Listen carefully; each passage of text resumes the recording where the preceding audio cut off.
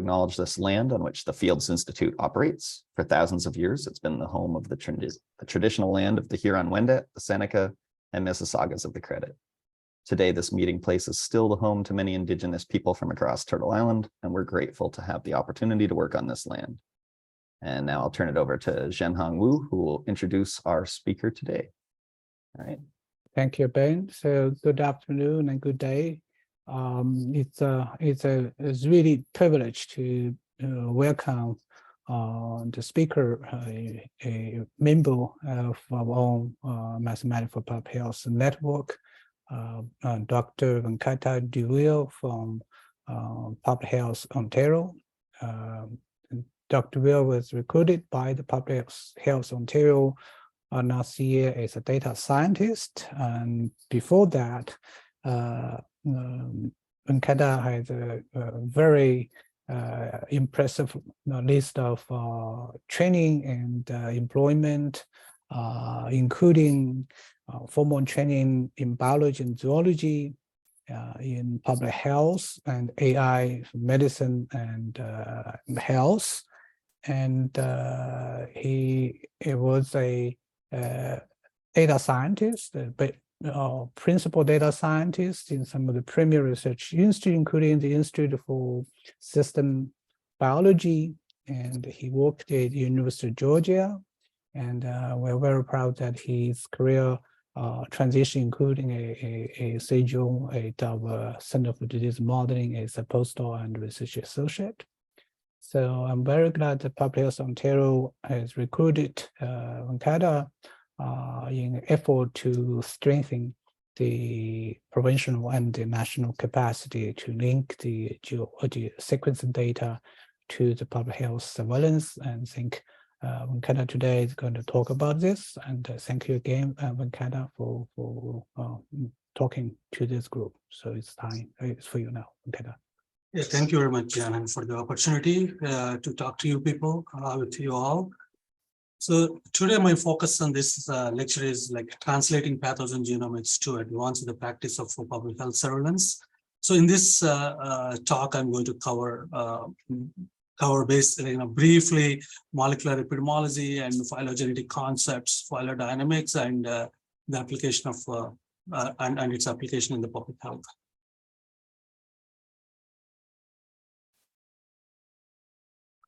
So these are the key books if anybody wants to start working towards the phylogenetics and phylodynamics.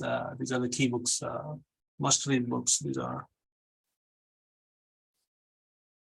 So when I was reviewing the literature, I always encountered the multiple terminologies of epidemiology. Like we all know epidemiology, there is a standard WHO definition is there. And apart from that, we see genetic epidemiology, molecular epidemiology, and genomic epidemiology. It's like, what are those differences? I really looked into those definitions. When I give a close look into those definitions, I noticed that all are using genetics, like genome sequences, to understand the diseases, but they differ at the scale and the resolution of the genetic data they are using, and also applications. What kind of application they are actually addressing. So currently, like you can say mostly genomic epidemiology. Like since we have a WGS whole genome sequencing technology is there, we ended up having a massive number of genomes, pathogen whole genomes. So now the use of the pathogen genome sequencing to understand the infectious disease transmission and epidemiology, now people calling this as a term genomic epidemiology. So before going into it, I just wanted to touch on the very basics. So DNA is made up of a long sequence of small units. We call them as like nucleotides or base pairs. They are just only 4, A, T, G, C. The permutations and the combinations of that actually made up our genes, and also such a population diversity. They cause the diversity, those changes. So they're like, if you see the protein encoding DNA can be divided into codons. So codons normally, if you see this small figure here, So one codon means 3 base pairs they make, they can able to specify a particular amino acid. So here is the list of codons. We normally use them. There's a standard list, and you see the amino acids which correspond to those. So if you see here, I just try to make up something here. So you see the gene is like ATG starts with is a gene keep on going. So three of these base pairs are actually give rise to the amino acid. When you see if I change the G to C, then it will change. So that you, by looking at this one, so any changes occurring there, suppose we heard about many mutations, point mutations, deletions, frame shift mutations, multiple aspects of the evolutionary forces, they act upon these genes. So that's the reason we ended up having a kind of a genetic diversity. So you can see the another. So here I try to show you that if you remove the TCT from the above one, so we ended up having only 5 amino acid length protein only, so that it actually changes the color. Suppose you see clearly the V actually became a F here. So this is how it's normally works. So these are the evolutionary mechanisms. Mostly they give rise to the population diversity. So mutations, genetic drift. Suppose if you take the genetic drift, so influenza is one of the best example because of its error-prone RNA polymerase. It can't able to fix those mutations, the randomly occurring mutations. So that gave rise to the multiple strains of influenza, and even SARS also we experienced that. And migration of another thing is the migration of gene flow. We normally see when you take the influenza genome composition is kind of a segmented gene. So within the avian or swine or humans, they can able to exchange some of the genes between the subtypes. That's how they gave rise to the pandemic strains. Likely pandemic strains are novel strains completely. And also you can see the similar trends in the bacterial and even fungal also. So mostly we call it as a horizontal gene transfers. So apart from that, these three actually mostly talking about the genomic level. When you see the natural selection, so all natural selection normally acts upon the phenotypes. So these, whatever the genetic changes happening, they influence the phenotypes. So phenotype confer an advantage or disadvantage to the individuals with the phenotype relative to other phenotypes in the population. So why particular B is in the different color than the other? So that is where it is acquiring those qualities or those phenotypic features based on the changes occurring at the genome level.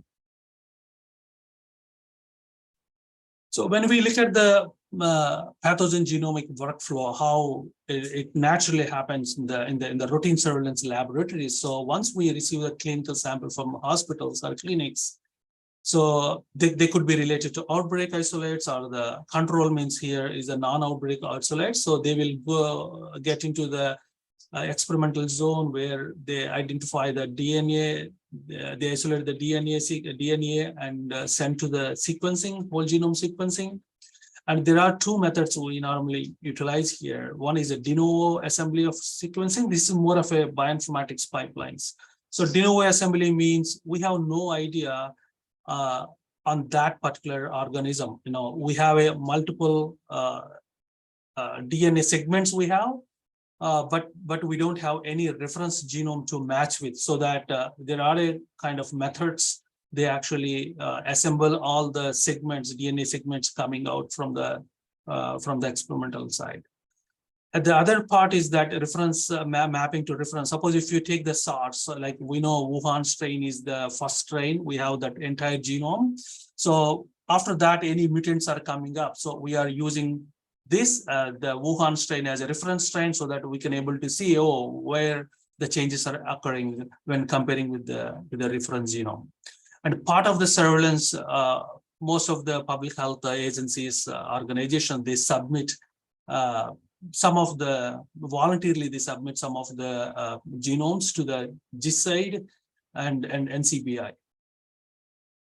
And after that, once we have these genomes, like we do kind of a multiple alignment, it's more of a bioinformatics process to understand, to see are there any what kind of an evolutionary processes they influence, like kind of mutations or any deletions occurring. Like we are going to look into that, and then we do a kind of a phylogenetic tree. Create a phylogenetic tree by which we can able to see what really happened, how they are similar to or dissimilar, why they are dissimilar. So we are going to explore how these mutations are actually making changes or differences within the populations. So this is what, normally, as I already mentioned here, the first thing we do sequencing analysis to observe those pressures and AMR mutations or immune escape mutations. And phylogenetic analysis is a commonly common practice, and phylodynamics is the other practice where we utilize the seed genome sequences to understand the outbreak investigations and also phylogeographic analysis, like to see how the spatiotemporal aspects they influence the transmission dynamics apart from the evolutionary aspects. So with interest, on March 27th, I went over the GISAID and I just wanted to see how much data is publicly available. So anybody can able to access this. So there are 15 million sequences available since Jan 2020. And influenza, when I see there's 1 million of the seasonal influenza, and I just collected all this like RSV and monkeypox. So these like this data, this genomic data associated with the metadata, like the collection date is like collection date means the sample collection date. So we know what exactly what is the sample or the patient sample. It's related to case, right? So that we know that means each sequence is a case. We can say in a different way. So we know the exact date when they actually sampled that, and we know the isolate allocation. So it may be in the GISAID, since it is a publicly available, maybe we may have a very broader level geographical information and host, whether animals or the humans, and patient gender, if it is a human, patient gender, age, and this type of basic information will also be available. So this is very helpful in the phylodynamic analysis. And also there is a NIH based, this is a bacterial and viral bioinformatics resource center. So there are like, these all are the bacterial pathogens and viral pathogens are available. All this information is available at genomes, and all this information is available there. So what tools will help us understand, utilizing this knowledge, further expand our current knowledge, and also develop or improve the public health genomic surveillance for the practice and response. So phylogenetic tree is the one of the tools, the commonly useful tools, which is like, if you see the Wikipedia definition, it says that you say evolutionary tree is a branching diagram, showing the inferred evolutionary relationships among various biological species or other entities based upon similarities and differences in their physical and genetic characteristics. And the other way, an evolutionary hypothesis showing this, showing the history, you can see the temporally what happened in those populations and the relationships of the observed genetic diversity. So this is a toy model, like Justin created this one. So here I just like, before getting into the phylogenetic tree, we need to understand how to read this tree, right? So if you see there are vertical lines are there, there's no meaning on that. So the horizontal dimensions, normally these dimensions, they explain the amount of genetic change that occur on this timeline. Suppose if you draw a timeline on below, you can see clearly, okay, this is how long it took from here to become a kind of sequence here or a strain there. So if you see the shorter the horizontal branches, you can see the shorter mutations happen there, like more mutations you can expect on this on these branches.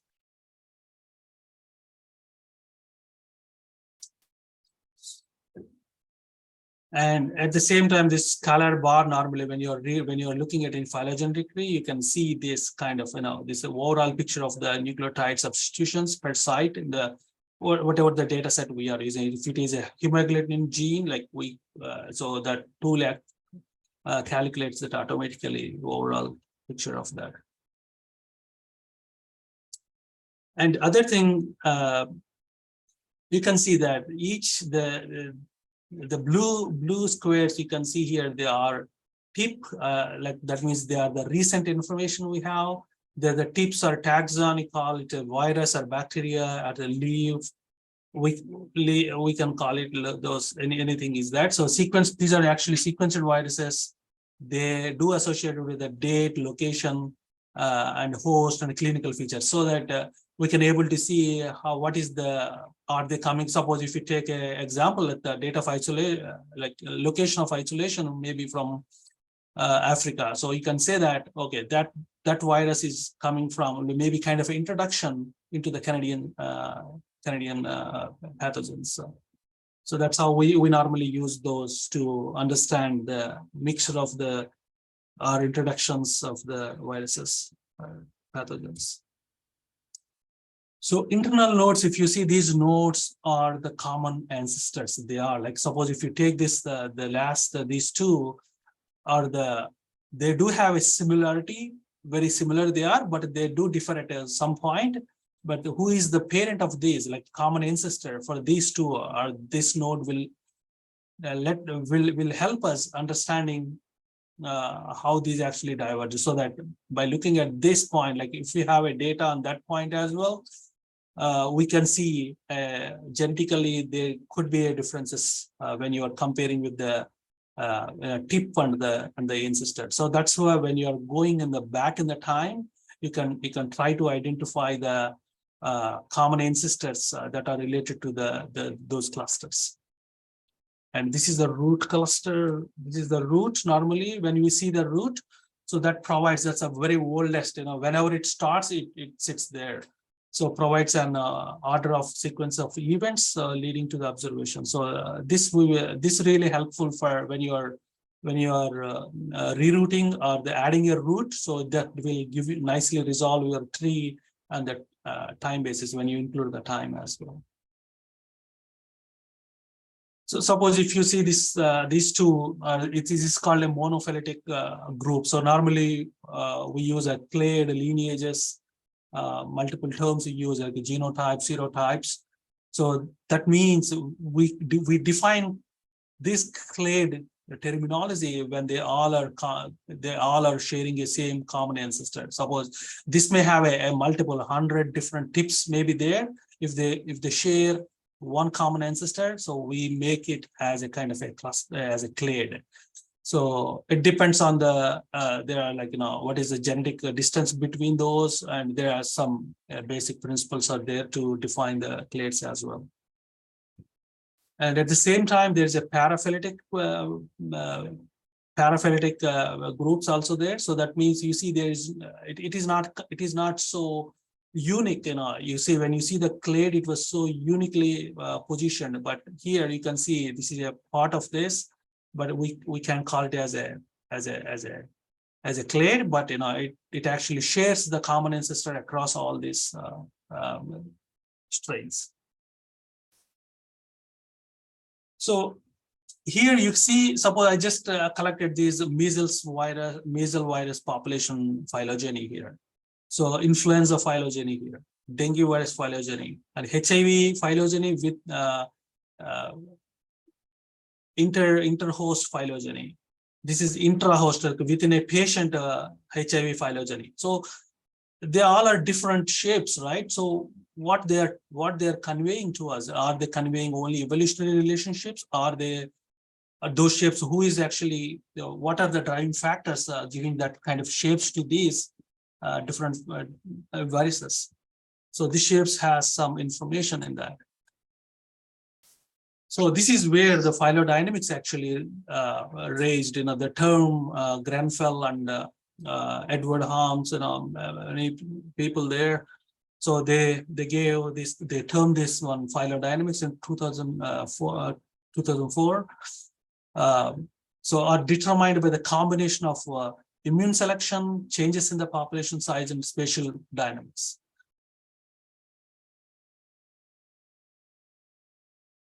So this is one of the seminal papers one must read through to understand the phylodynamics. They mentioned in the paper, they mentioned these 4 different phylogenies, and they said they observed phylodynamic patterns in the RNA viruses. So what they came up with the short infections with the strong cross immunity they observed in the measles. So would these short infections with the strong immunity is causing a measles to have that kind of shape with the coexisting strains they do circulate, right? That's a one concept. When you see the influenza, short infections with a partial cross immunity. So we know that influenza, it constantly acts the point mutation. So we do have some cross immunity against to the similar kind of strain is always, similarly, like when you see the short infections with the immune enhancement, so dengue is a different story here. There are 4 serotypes. So I'm going to explain the next slides on this one. And when you see the persistent infection, the HIV, when you are looking at the population level and the HIV at the population level phylogeny, we can't able to see any different changes because the infection time may be longer in the months to years there, whereas within host you can see the infection time likely days. So you can see the similar kind of shape as influenza. So so to get into more into this, like if you see the measles, you can see most of these measles outbreaks are appearance actually influenced by the global spatio-temporal dynamics only, because there is a very strong cross immunity between the different strains, coexisting strains. So there is no impact of the immune response on the strains, but so global and the spatio-temporal dynamics are actually playing a role in the appearance of any outbreaks of the measles. And coming to the influenza is very interesting pathogen where we see it's very segmented. The strain structure itself is very segmented, and it shares very well. And it has avian, swine, and human multiple host populations. That actually helps, like the modulate and supply kind of, like recurrently they change the point mutations. That actually increase the naive and susceptible populations, so that it continuously going over in the populations, susceptible populations. So if you see the partial immunity is the key player here, so that actually generates the strong fitness to the strain, so that if the strain wants to reproduce, viral fitness means it's a reproduction potential. So it will keep on replicating itself to get the fitness, so that it can gain the reproduction potential, so that it can cause the outbreaks. So it needs the susceptible population role, and also the partial immunity, the mutational impact on the genome as well. So here you can see a strong directional selection with the immunity, mostly partial immunity. If you see that dengue is a vector-borne disease. Like when you look at the infection cycle, so there are mosquitoes, vector-borne mosquitoes involved there, and the temperature ecology is involved there, and the hosts are involved there. So it's a kind of a complex system. Dengue has 4 different serotypes. So as we know that suppose a person has an infection, primary infection with the dengue 1, he has a pre-existing antibodies from the dengue 1. but it can't actually neutralize if he gets infected with dengue, any other types of dengue.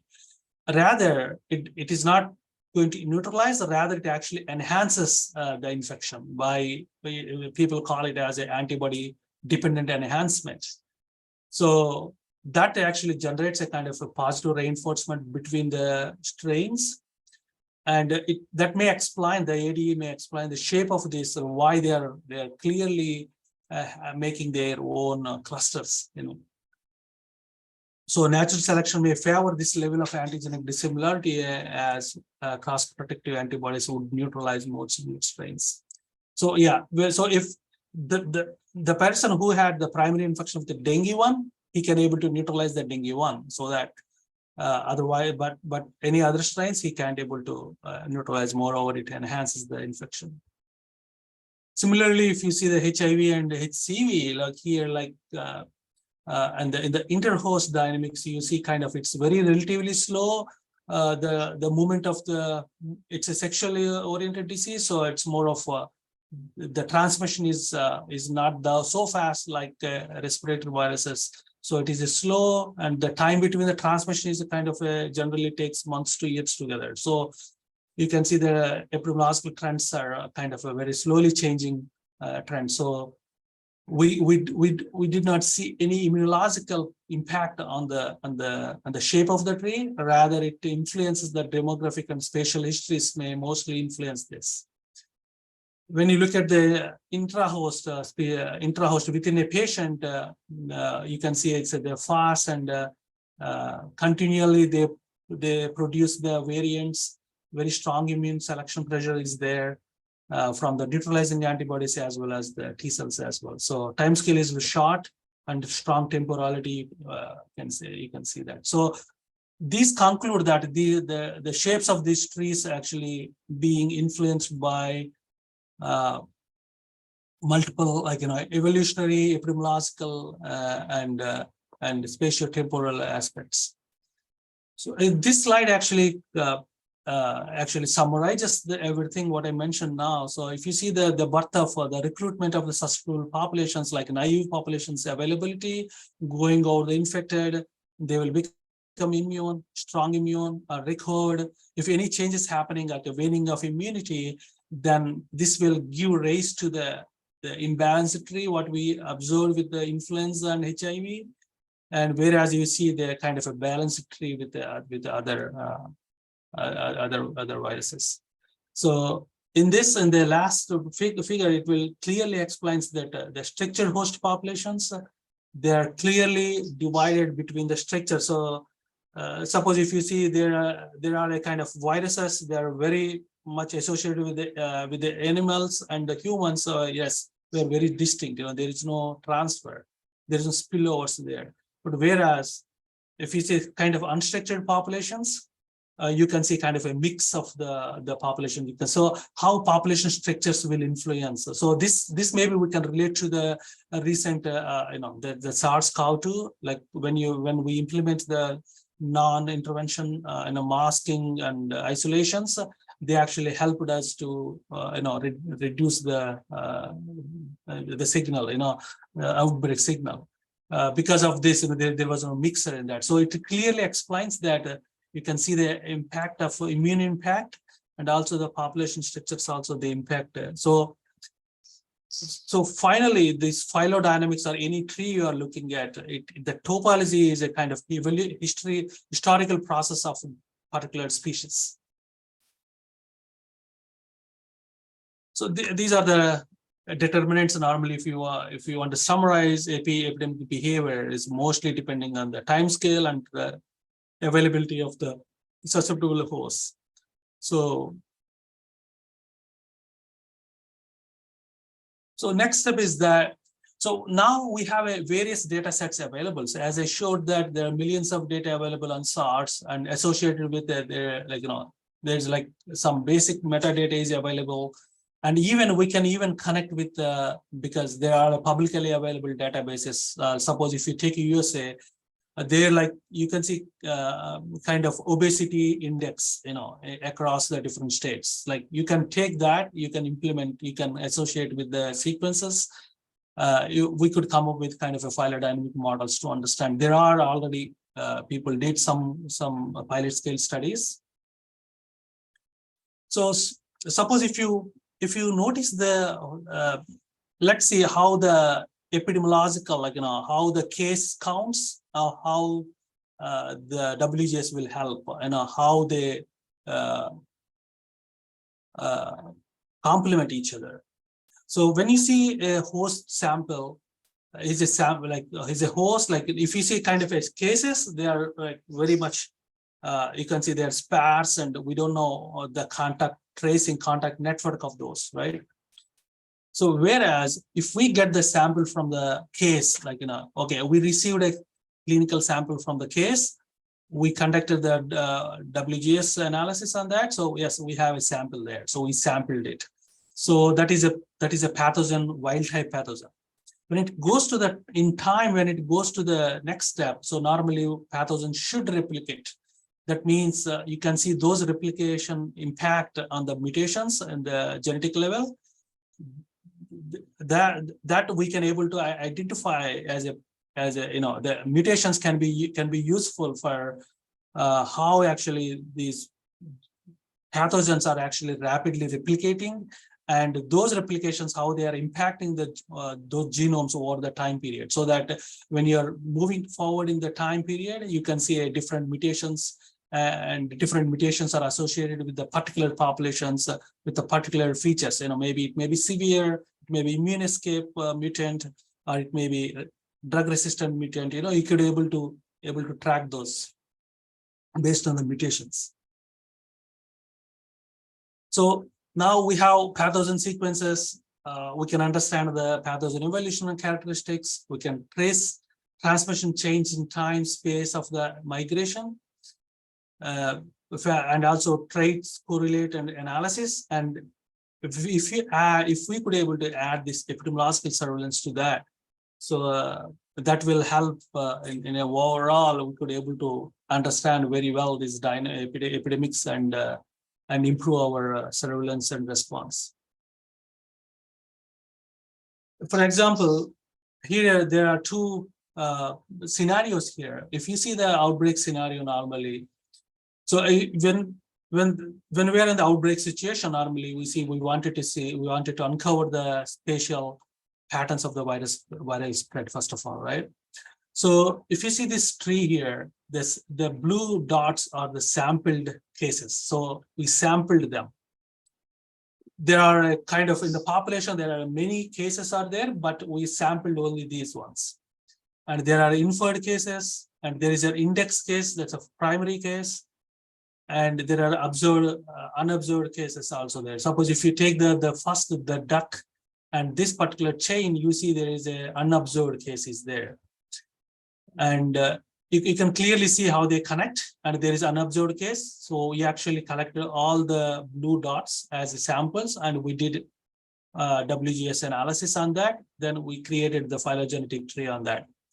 So when you create the phylogenetic tree, you can clearly notice that how they connect each other, like the epidemic chain, on the transmission chain, you clearly see the primary case connected with all three, and the first inferred case actually gave rise to 3, but we sampled only 2. So you can able to see how they actually. Maybe I can able to do anything here. Maybe this will help us a lot to understand. So phylogenetic tree actually captures those, even though if you have unsampled cases, so we could able to develop a kind of a transmission chain there using phylogenetics. Suppose if you see this example here, so it's a bat infection. There are multiple unsampled cases are there. So we did not even observe those cases.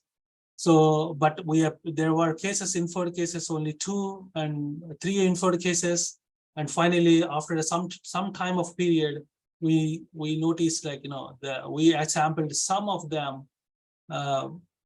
Some of them are actually kind of asymptomatic. So we could able to track them and conducted the WGS analysis. So when you use that, using the WGS, then when you timestamp the WGS sequences, we could able to track the similar patterns there. Even though we missed these cases in the track, we could able to see how these mutations are actually, suppose you see from the primary on the horizontal bars, if you see, they're very short bars. So you could expect that, okay, time is shorter, the mutations may be shorter, So when you look at this time period, like from the last to the tips, so there are such a longer tips, we may expect the more genetic changes happen, but we do not have that information. They were not observed cases. So, but however, we could able to connect these dots, going back in time. So this is how normally the phylogenetically we could able to connect based on the genetic diversity from the current strains to going back in the, if we have any strain database, maybe going back to, we could able to connect and identify the common ancestor. So that means, suppose if somebody asks me that, okay, this is my tip here. So what would be the common ancestor for these two tips? So, I can say this is the probable time of origin of the particular strain in this time period. So if you go back in time, you can able to say that the root tip is the one that gave rise to this origin of these populations. So this is how we normally see, because this is very important, because the understanding the time of origin. If it is like, if we know the disease is unobserved disease going on 6-7 months, then it started giving kind of outbreak. So if we understand that, oh, this root is actually falling 6 months back, that explains that this pathogen actually spreading to the populations. This is how we can come up with kind of understanding, and based on that we can implement the strategies. So phylodynamics is normally there are multiple definitions are there. One of the definitions that epidemiological, immunological, and evolutionary processes, like we are a process act and potentially interact to shape the viral evolutionary history, so that we are actually studying by using the WGS into the modeling. We are actually studying all these the combinatorial effects of these different perspectives of the disease. And there's another Raif et al. They said that a fundamental building block for development of comparative phylogenetic tools capable of incorporating epidemiological surveillance data with a molecular surveillance into a single statistical framework, so that this phylodynamic framework that will help us to include both, us to primarily utilize the WGS that captures, as we saw, that captures all dimensions of the disease. At the same time, we can include the prior information from the epidemiological surveillance as well. And recently, after the SARS, WHO and CDC, these all realized that phylodynamics could be a potential tool given such a vast amounts of WGS data. They said that accumulation of viral genomic diversity patterns during an outbreak can be used to make inferences about epidemiological processes. So this is what they come up with. So they, in that report, they clearly mentioned that public health agencies are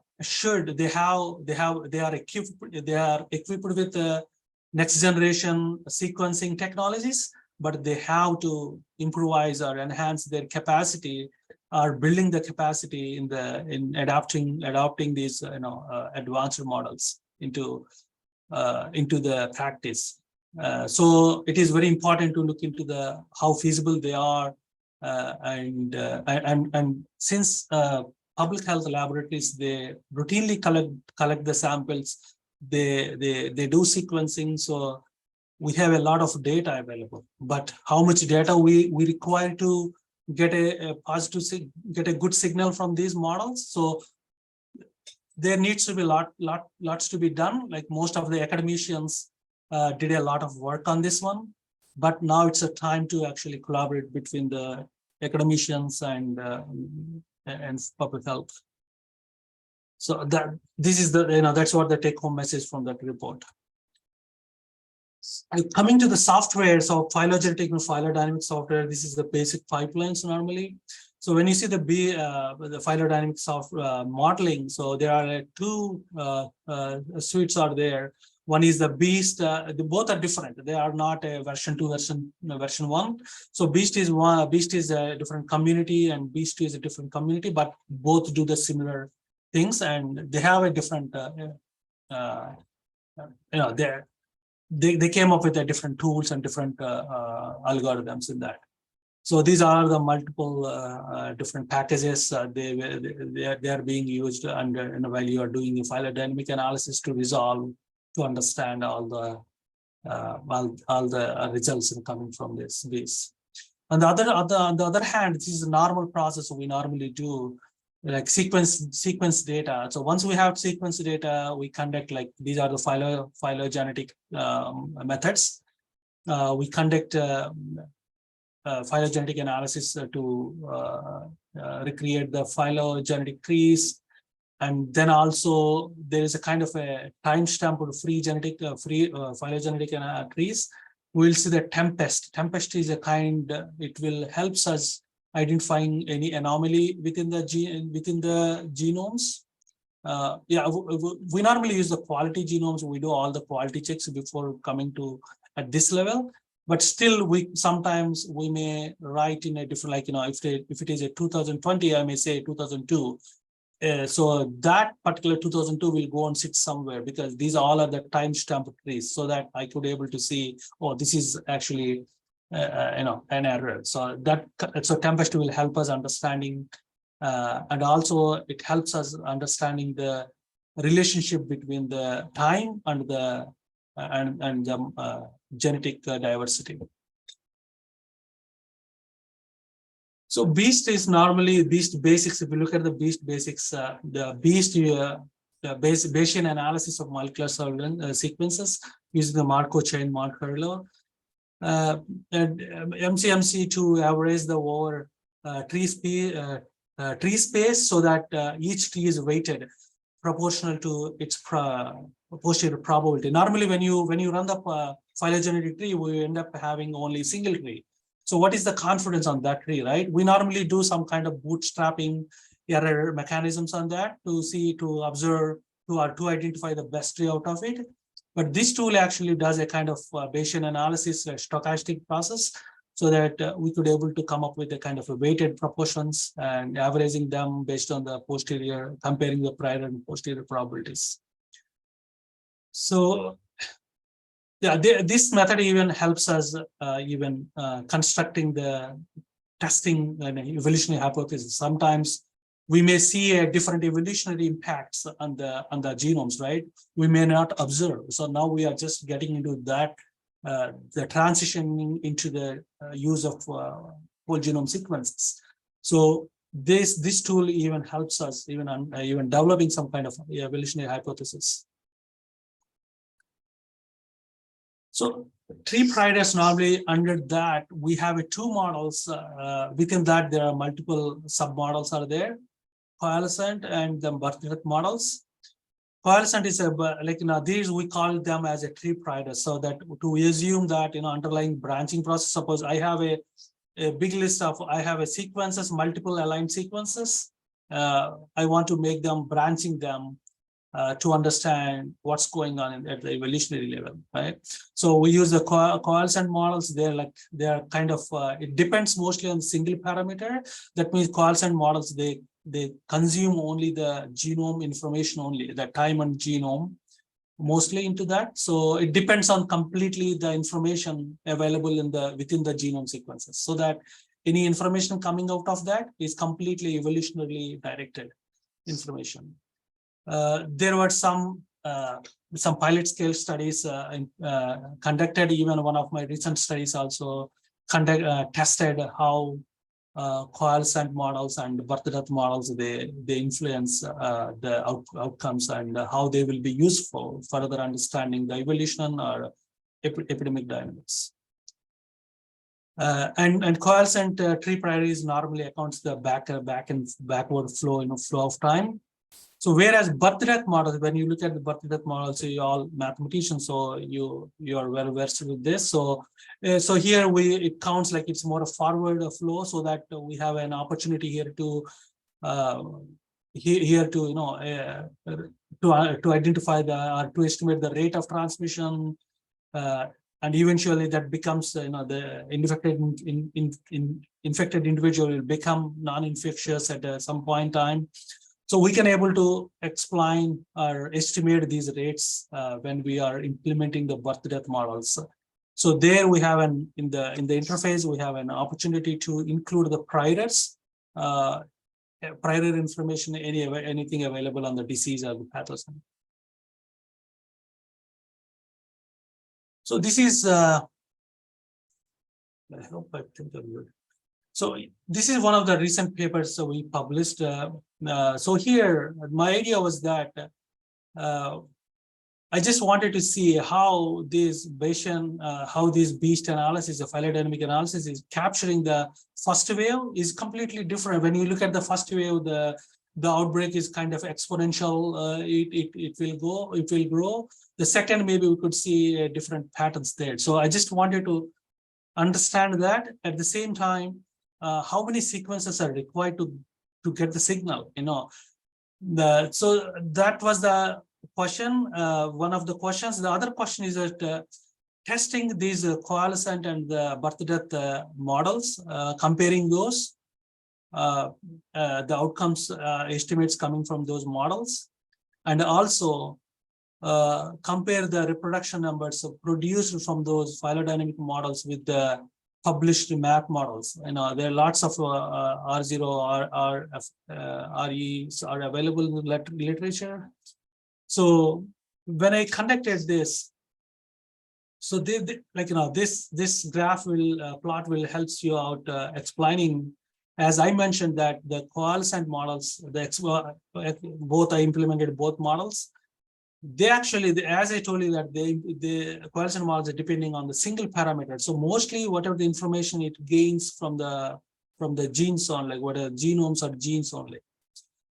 So you can see from that that will give us a kind of a R value, so that I converted those to the R0 value. So they're about to just have one above, but whereas when you look at the BD Sky models, the 5277, I just created a kind of a priors to, based on the influenza, we know the serial interval of the influenza, or the, based on the reciprocal of the duration of infectiousness. I just created two different models. It's kind of a huge intervals are there.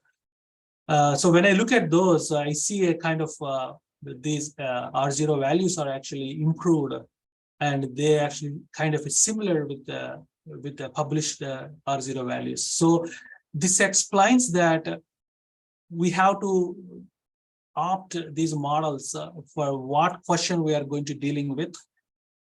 This is what the take-home message from this paper is: understanding, identifying or what models would be best for addressing a particular question. So what is your question? What do you want to explore? Suppose outbreak analysis. So if I have any early outbreak sequences, if I have, yes, I have to understand what is the transmission potential of that. I need to understand what is the origin time of that pathogen. So I have to implement both models, coalescent and birth death models, in order to capture those. So this is the exploration. It's a big study, but this is the take-home message finally. So another study I actually did in RSV Ontario, ON1. We actually discovered that ON1 genotype in Ontario in the 2012 sequences. Then after 2 years, it got spread into 22 countries. Then I collected all the sequences from the NCBI. These all are G-gene based sequences. So when you look at this tree, you can see it's a timestamp tree. You can clearly see there are the different clades are there, and well mixed pathogen. This is across the different countries. And when we conducted this, at that time, I used only coalescent method only here. So I used exponential growth and logistic growth models, and we noticed that 2008 or likely 2009, and between this time period, that particular where this ON1 genotype might be originated. And a recent paper from the USA also confirmed that when they used all the sequences until 2022, they said that it is falling, during the 2009. So this is actually corroborating with that. And at the same time, R0 values, as I told you that, coalescent model, they depend on only genome data. So we ended up having only one only, mostly. So that just persists, yeah. So we couldn't able to comment on any transmission potential. Apart from that, phylodynamics, we can use that for the phylogeographical and understanding. So where we can actually combine the metadata with that. So we in order to identify what are the predictors that drove this epidemic or the transmission into the different countries. So here there are a couple of papers already published. This is the first paper, Lemmy. He used the air passenger population to associated with the influenza, and they used the H3N2. They used the HA sequences, hemoglobin sequences. When you see this in the output, you can see the passenger flow and density population, destination density population, destination sample size, and average distance. These are actually identified as a potential predictors than the origin sample size than the other ones. So this actually identified based on the Bayesian factors. These are like, if anything is greater than 150 is very good.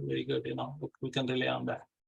So similarly, there was another study by the Young et al. In 2020.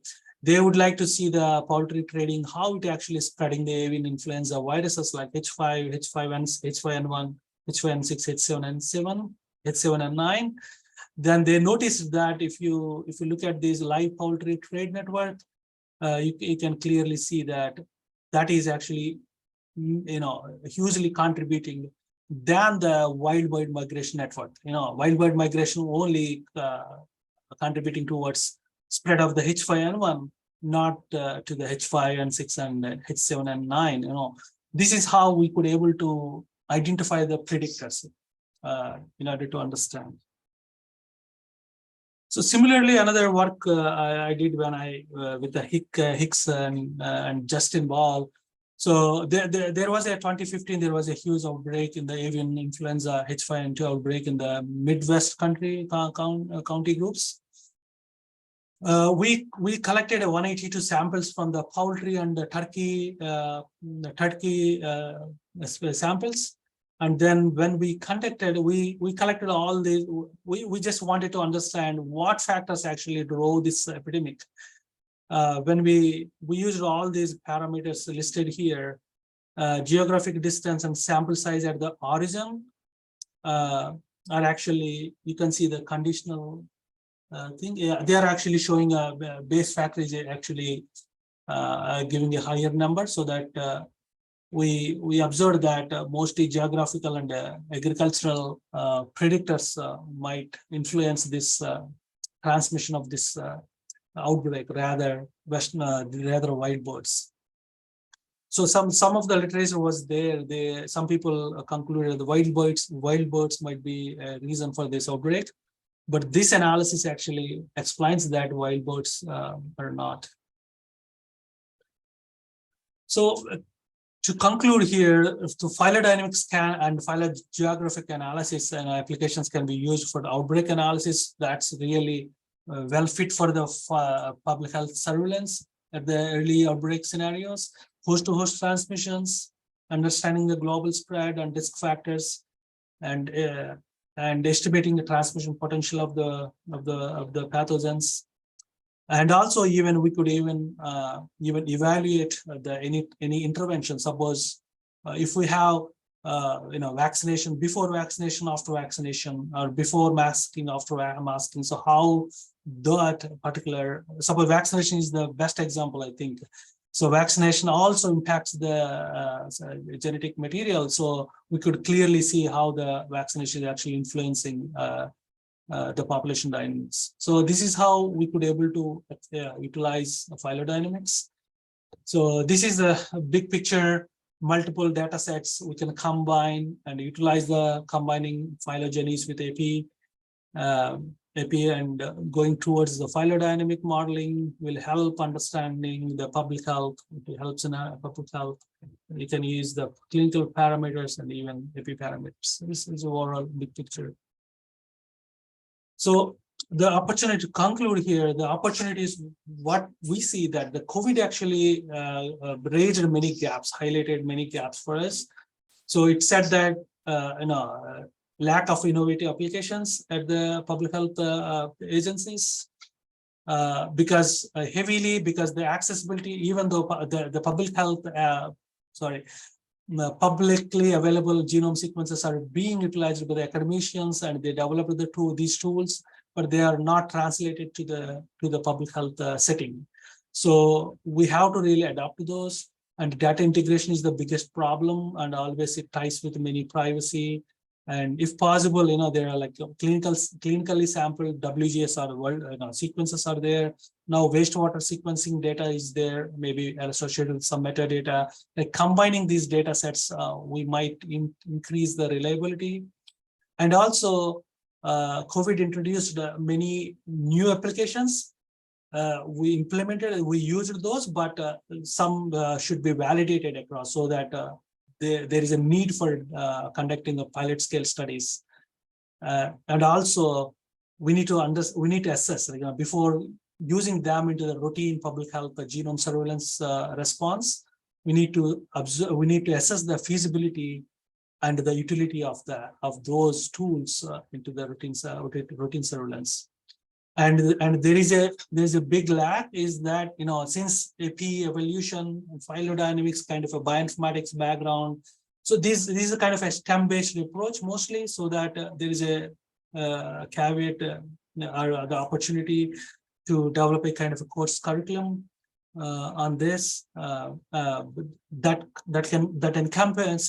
encompasses the entire pipeline of the data science and the phylodynamic modeling, because using the WGS and converting and data pre-processing all will involve a similar approaches of the data science normally. So that if we come up with a kind of this pipeline, a kind of course development would be very helpful, so that we can train the new generations so that they are fit for the coming up outbreak situations. And yes, we must develop in order to meet all these achieve these goals, these opportunities, we should really build active capacities, collaborative capacities across academia and public health. That's where I conclude. Yeah.